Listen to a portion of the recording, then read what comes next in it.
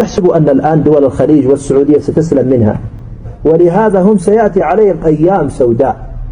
أيام سوداء ذكرها الرسول صلى الله عليه وسلم، يقول في الأثر في الحديث، يقول: الفتنة الرابعة تضرب بجناحها في العراق، وتضرب بجناحها الآخر في مصر، وتضرب برأسها في الشام، وتدوس بيدها ورجلها في الجزيرة. يعني فين يكون القوة؟ تحت القدم والرجل. يعني حق العراق جناح خبطة خفيفة، والثاني في مصر خبطة خفيفة، وفي الشام قوية شوية لأن الرأس فيه المنقار قوية شوية، أما في الجزيرة تدوس بيدها ورجلها، فلهذا هي أشدها. ولهذا هم سيأتي عليهم أيام سوداء.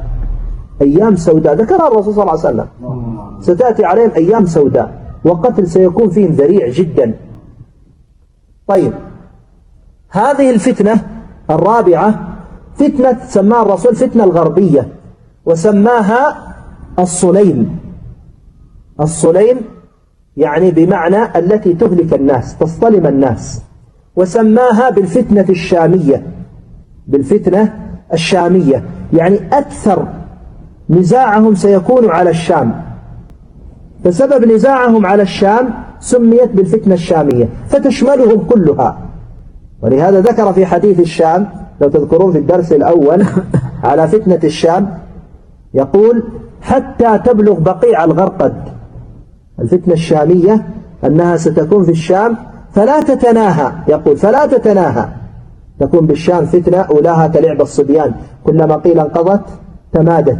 فلا تتناهى حتى ينادي مناد من السماء: ألا إن أميركم فلان فذلكم المهدي حقا. والرواية الأخرى: فلا تتناهى حتى تبلغ بقيع الغرقد.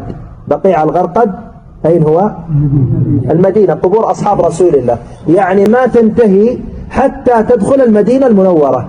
المدينة، لماذا ذكر المدينة المنورة بالذات؟ ما ذكر مكة وغيرها، بالذات المدينة، لأنه ذكر في صحيح مسلم أن المدينة تخرب. أشد المدن خرابا ستكون مدينة رسول الله صلى الله عليه وسلم. في هذه الفتنة أشدها خرابا ستكون المدينة. يقول: عمران بيت المقدس خراب يثرب، وخراب يثرب قيام الملحمة، وقيام الملحمة فتح القسطنطينية، فتح القسطنطينية خروج الدجال، سلسلة مربوطة ببعضها. فلهذا هذه الفتنة ستدخل حتى تصل إلى مدينة رسول الله صلى الله عليه وسلم.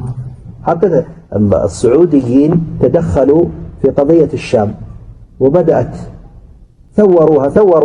ثوروها، بينما هي مذكورة في الأحاديث على أنها راجعة فوقكم، على أن نهايتها ستكون في عزاء، ناس يعزون بعضهم، وتأتي الطائرات تقصف عليهم. تمام؟ سنأتي إلى حال أشد من هذا، لأنه ذكر أيضا في الأحاديث على أنهم يقتتلون عند الجمرات حتى تسيل العقبة دما.